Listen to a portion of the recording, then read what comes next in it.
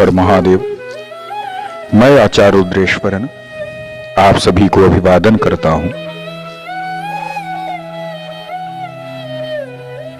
श्री शिव महापुराण के अंतर्गत चल रहे रुद्र संहिता के 4वें अध्याय का श्रवण करेंगे।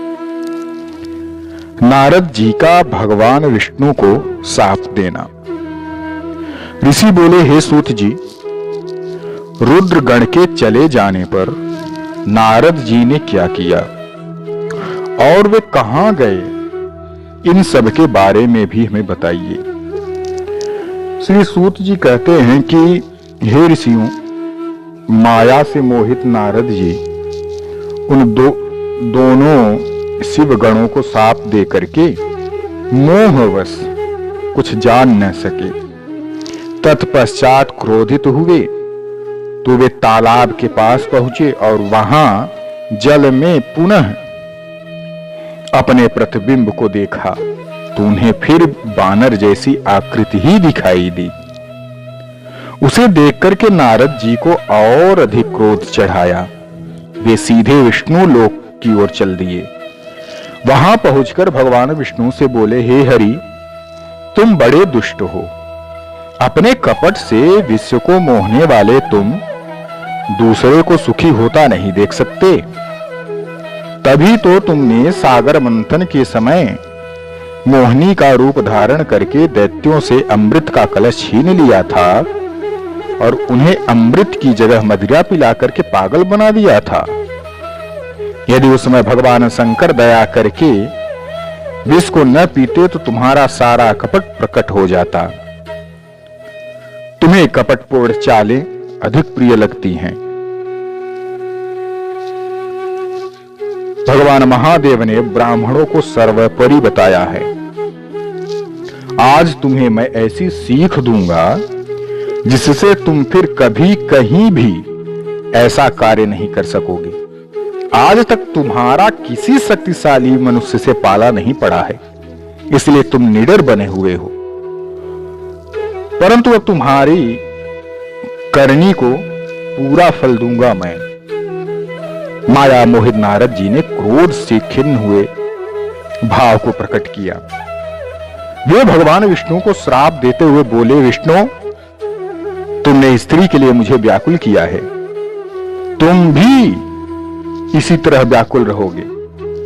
तुम सभी को मोह में डालते हो। तुम राजा का रूप धारण करके मुझसे छल किया, इसलिए मैं तुम्हें श्राप देता हूं कि तुमने जिस प्रकार यह रूप कपटपूर्ण रूप धारण करके मुझे छला है, वही रूप तुम्हें मिलेगा। तुम राजा होगे और इस तरह ही स्त्री वियोग को सहोगे जिस तरह मैं भोग रहा हूं।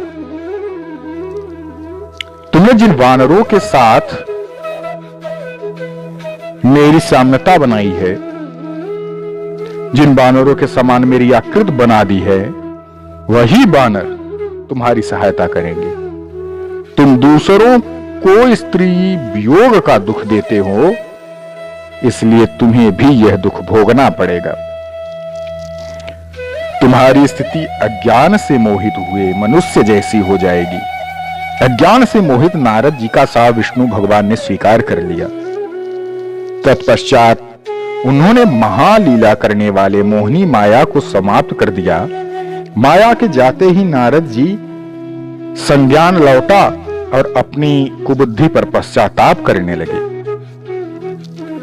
उनकी सारी व्याकुलता चली गई और मन में बड़ा आश्चर्य उत्पन्न हुआ।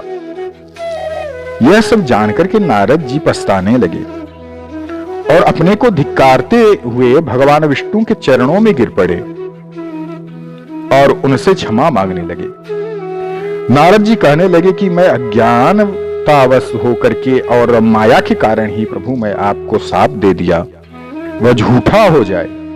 भगवान, मेरी बुद्धि खराब हो गई थी जो मैंने आपके लिए बुरे वचन अपनी जुबान से निकाले। मैंने बहुत बड़ा पाप किया है। हे प्रभु, मुझ पर कृपा करके कोई ऐसा उपाय बताइए जिससे मेरा सारा पाप नष्ट हो जाए। कृपया मुझे प्रायश्चित करने का तरीका बताइए। तब भगवान श्री विष्णु ने उन्हें उठा करके मधुर वाणी में कहा, हे महर्षि, आप दुखी न हो, आप मेरे श्रेष्ठ भक्त हैं, इसमें कोई संदेह नहीं है। नारद जी, आप चिंता मत कीजिए, आप परम धन्य हैं।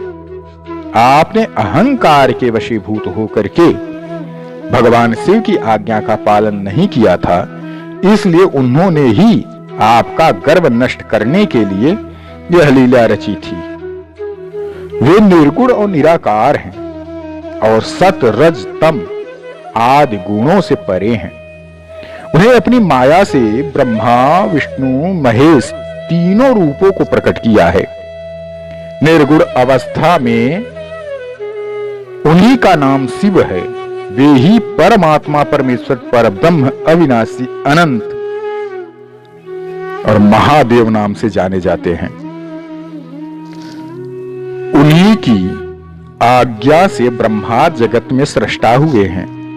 मैं तीनों लोकों का पालन करता हूं और शिव जी रुद्र रूप में सबका संहार करते हैं। वे शिव स्वरूप सबके साक्षी हैं। वे माया से भिन्न और निर्गुण हैं।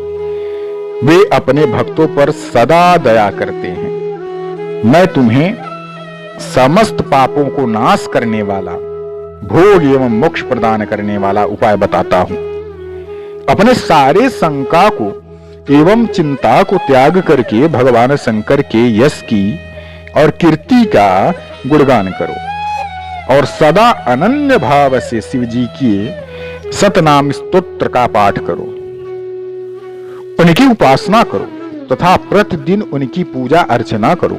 जो मनुष्य शरीर, मन और वाणी द्वारा भगवान शिव की उपासना करते हैं उन्हें पंडित या ज्ञानी कहा जाता है। जो मनुष्य शिव की भक्ति करते हैं उन्हें संसार रूपी भव सागर से तत्काल मुक्ति मिल जाती है। जो लोग पाप रूपी दवानल से पीड़ित हैं उन्हें शिवनाम रूपी अमृत का पान करना चाहिए। वेदों का पूर्ण ज्ञान प्राप्त करने के पश्चात ही ज्ञानी मनुष्यों ने शिव की पूजा को जन्म और मृत्यु रूपी बंधनों से मुक्त होने का सर्वश्रेष्ठ साधन बताया है। इसलिए आज से ही रोज भगवान शिव की कथा सुनो और कहो तथा उसका पूजन किया करो। अपने हृदय में भगवान शिव के चरणों को स्थापित करो और उनके तीर्थ में निवास करो। उनकी स्तुति करो, उनका गुणगान करो। इसके बाद नारद जी, तुम मेरी आज्ञा से अपने मनोरथ को सिद्धि के लिए ब्रह्मलोक जाना। वहां अपने पिता ब्रह्मा जी की स्तुति करके उनसे शिव महिमा के बारे में पूछना। ब्रह्मा जी शिव भक्तों में श्रेष्ठ हैं। वे तुम्हें भगवान शंकर का महात्म्य और सतनाम स्तोत्र अवश्य सुनाएंगे। आज से तुम शिव भक्ति में लीन हो जाओ, वे अवश्य तुम्हारा कल्याण करेंगे। यह कह करके विष्णु जी अंतर ध्यान हो गए। आज के लिए बस इतना ही। चतुर्थ अध्याय संपूर्ण हुआ। आप सभी को प्रणाम। हर हर महादेव।